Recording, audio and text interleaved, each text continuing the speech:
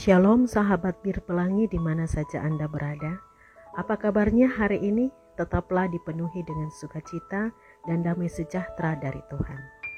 Sebelum mendengarkan firman Tuhan hari ini, berdoalah dan bacalah bagian Alkitab di dalam Kolose pasal 3 ayat 5 sampai ayatnya yang ke-17.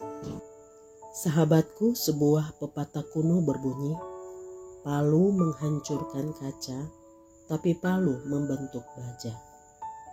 Makna pepatah ini adalah jika kita menjadi seperti kaca, maka kita gampang rapuh. Ketika masalah menghantam, kita mudah menjadi putus asa, frustasi, marah, dan hancur. Jika kita menjadi seperti kaca, maka kita juga rentan terhadap benturan. Kita mudah tersinggung atau sakit hati dalam hubungan dengan orang lain. Ibarat kaca, sedikit benturan saja bisa menjadi hancur. Berbeda dengan baja. Mental baja adalah mental yang selalu positif. Bahkan tetap bersyukur saat dihantam oleh berbagai masalah. Pelat baja dibentuk dengan cara dipukul berkali-kali dengan palu. Setiap pukulan palu pada baja memang menyakitkan, tapi itulah proses untuk membentuk besi baja menjadi sesuatu yang berguna. Sahabatku, hidup kita juga dibentuk oleh Tuhan. Bukan sekedar dibentuk, Tuhan bahkan mengubah hidup kita.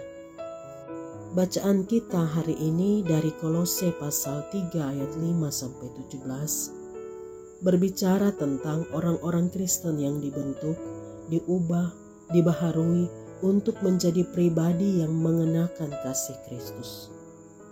Pribadi yang mengalami pembaharuan menjadi manusia yang baru oleh kuasa Roh Kudus.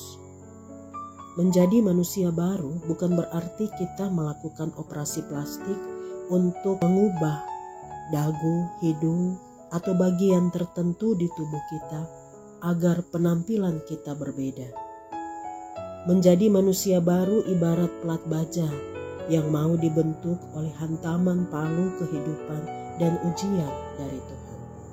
Jadi bukan tubuh jasmani kita yang dipoles untuk menjadi cantik atau tampan, tetapi kehidupan kita dan hati kita yang kita serahkan untuk dipimpin oleh Roh Kudus.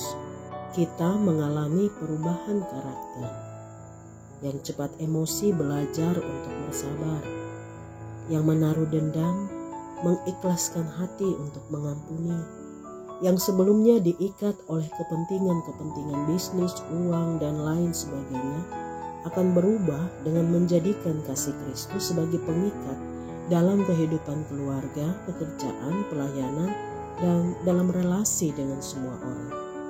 Yang sebelumnya khawatir dan takut dengan masa depan, diubahkan supaya dipenuhi oleh damai sejahtera. Yang sering mengeluh dibentuk agar selalu bersyukur.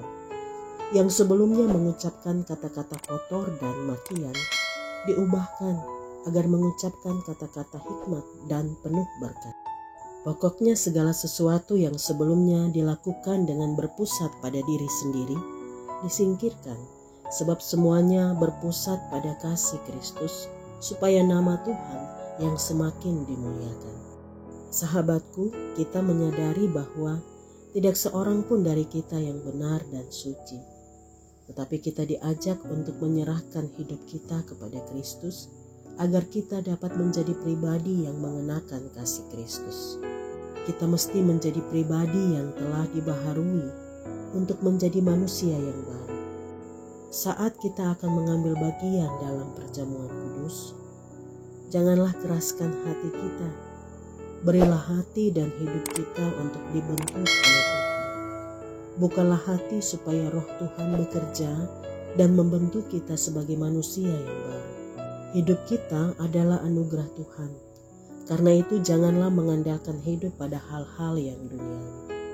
Sebagai anugerah, maka hidup kita ibarat hadiah.